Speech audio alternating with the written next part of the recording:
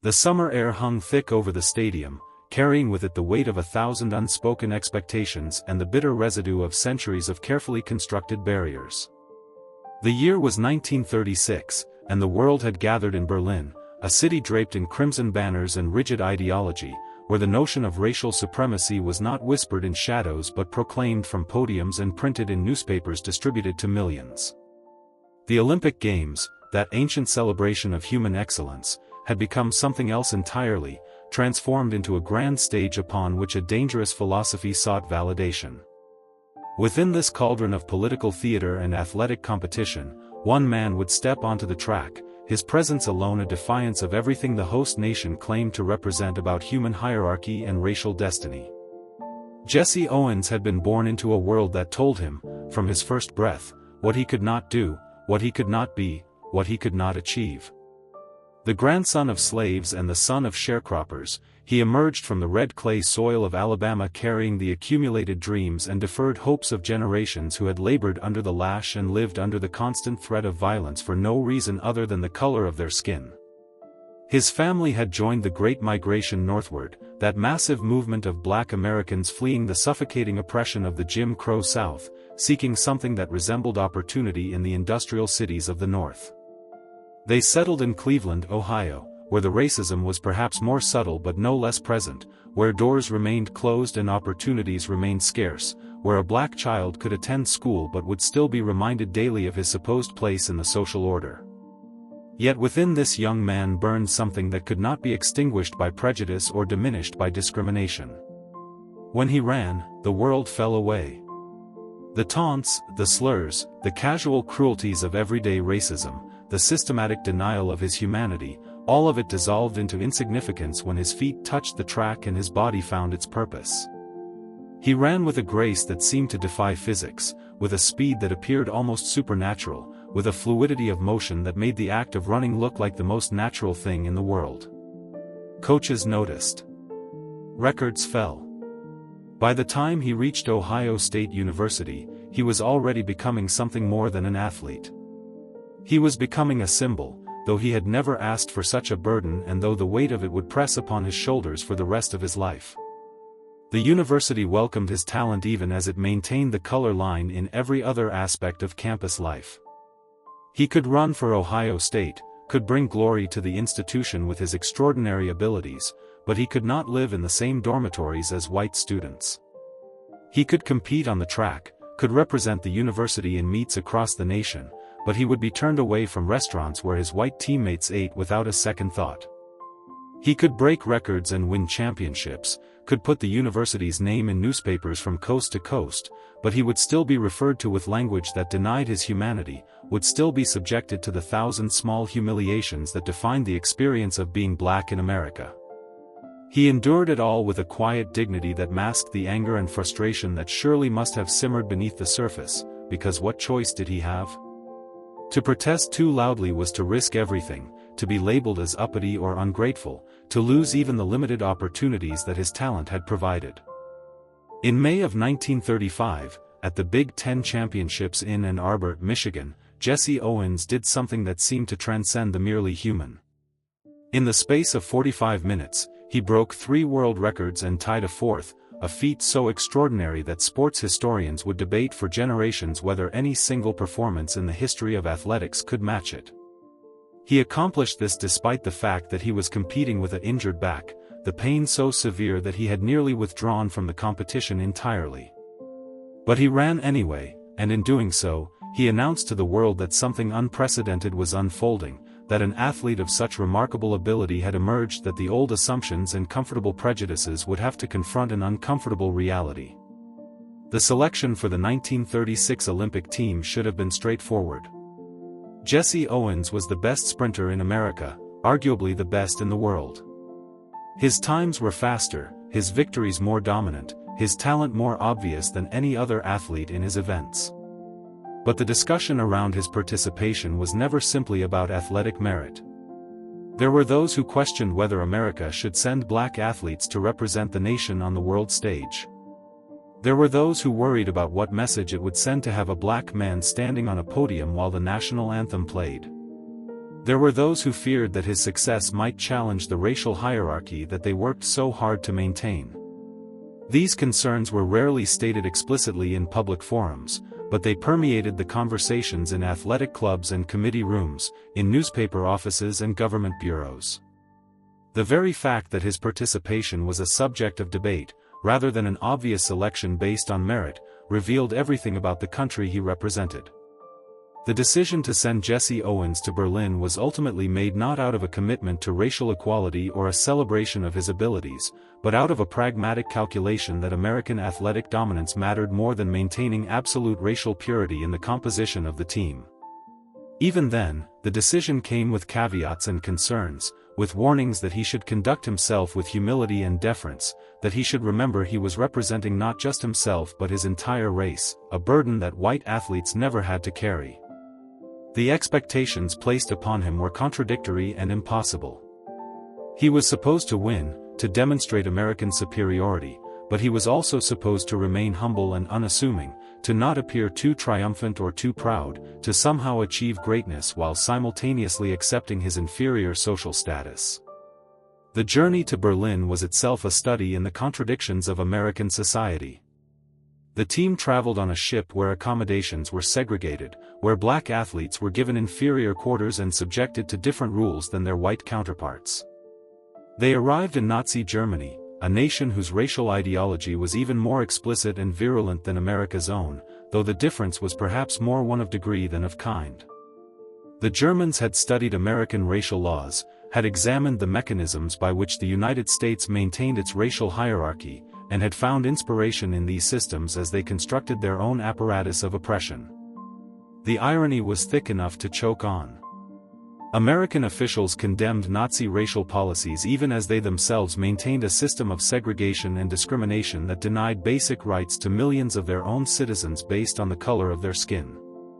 Hitler had intended these Olympics to be a showcase for his ideology, a demonstration that the so-called Aryan race was inherently superior in all aspects of human endeavor.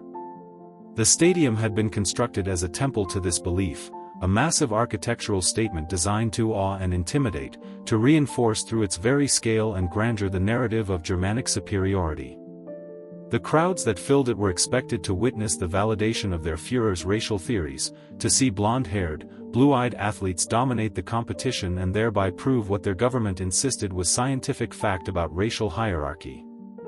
The entire spectacle was orchestrated with meticulous attention to propaganda value, every ceremony and ritual designed to broadcast a specific message about who belonged at the pinnacle of human achievement.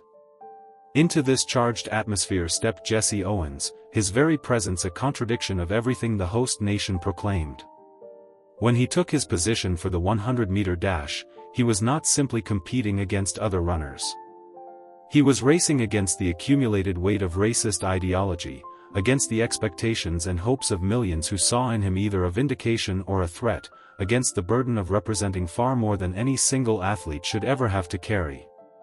The starting gun fired, and for the next 10 seconds, nothing else mattered except the movement of his body, the pumping of his legs, the focus of his mind on the singular task of reaching the finish line first. He crossed it ahead of all others, and in doing so, he dealt the first blow to the narrative that Hitler had spent years constructing. But he was not finished. The long jump competition would become one of the most discussed events of the entire Olympic Games, not just for the athletic achievement but for what it revealed about grace under pressure and about the complex nature of human relationships even in the midst of ideological conflict.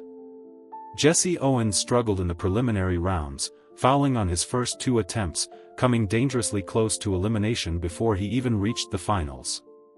In that moment of crisis, when the pressure threatened to overwhelm him, it was Luz Long, a German athlete and the very embodiment of the Aryan ideal that Nazi propaganda celebrated, who offered advice and encouragement.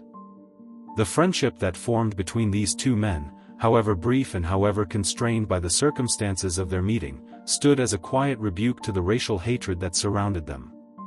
Jesse Owens would win the gold medal in the long jump, and Luz Long would be the first to congratulate him, the two men walking arm in arm in front of Hitler's box, a gesture of human solidarity that transcended the poisonous ideology of the regime.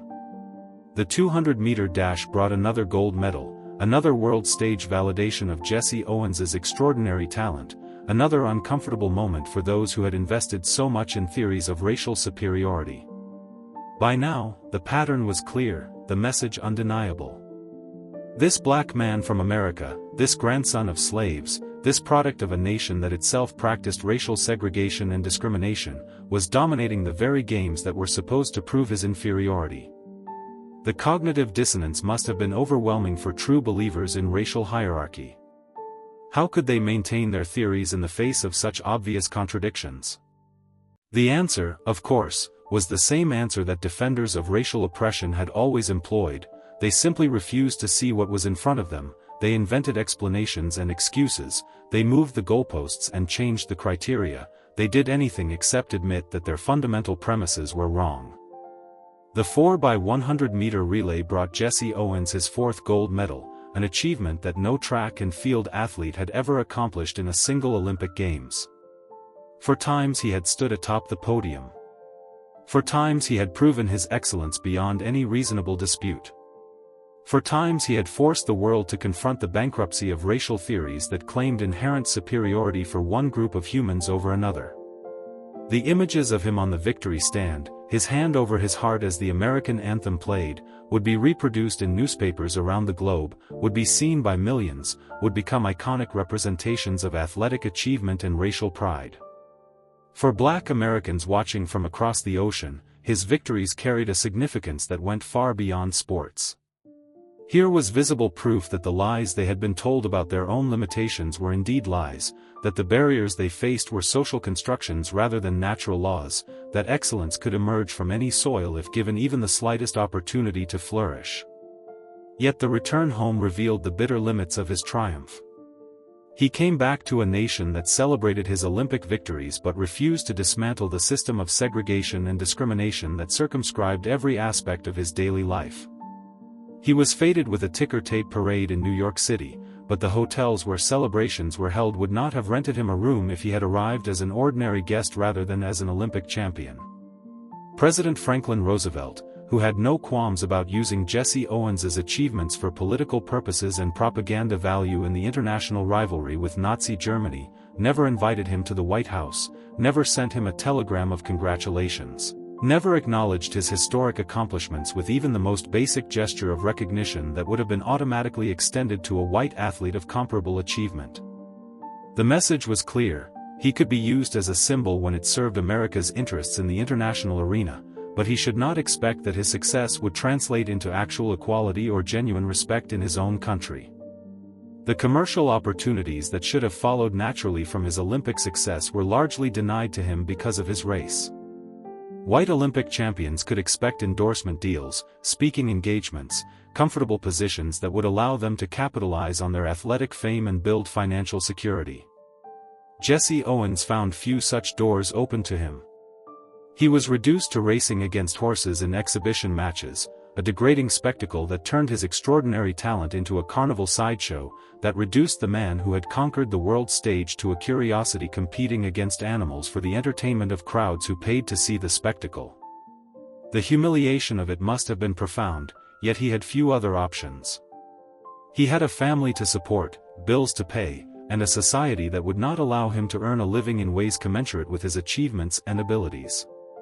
The story of Jesse Owens in Berlin is often told as a simple tale of triumph, of an athlete who overcame prejudice and proved that excellence knows no racial boundaries. But the fuller truth is more complex and more painful. Yes, he won 4 gold medals. Yes, he dominated the games and made a mockery of Nazi racial theories. Yes, he demonstrated to the world that black athletes could compete at the highest levels and emerge victorious. But he did all of this while representing a nation that denied him basic rights, that subjected him to daily humiliations, that celebrated his victories while maintaining the system that oppressed him. He returned from Berlin to find that nothing fundamental had changed, that the color line remained as rigid as ever, that the society that had cheered his Olympic success still saw him as less than fully human. In the years that followed, Jesse Owens would struggle financially, would take jobs that were far beneath his talents and achievements, would watch as white athletes with far less impressive accomplishments enjoyed opportunities that were forever closed to him. He would eventually find some measure of financial stability, would become a sought-after speaker and a symbol of American athletic achievement, but always within carefully defined boundaries, always with the understanding that he should speak about individual achievement and personal responsibility rather than about the systemic racism that had shaped every aspect of his life. He learned to navigate the narrow path that successful Black Americans of his era had to walk, to be proud of his accomplishments while not appearing to be too critical of the nation that had treated him so shabbily, to inspire Black youth while not frightening white audiences, to be a symbol while also being a flesh and blood human being with his own needs and desires and frustrations.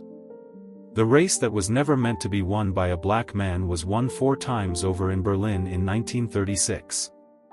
Jesse Owens proved beyond any shadow of doubt that the theories of racial hierarchy that undergirded both Nazi ideology and American segregation were lies built on prejudice rather than truth grounded in reality. He demonstrated that when barriers were removed and opportunities provided, Black athletes could not only compete but dominate. He showed the world what was possible when talent was allowed to flourish regardless of the skin color of the person possessing it.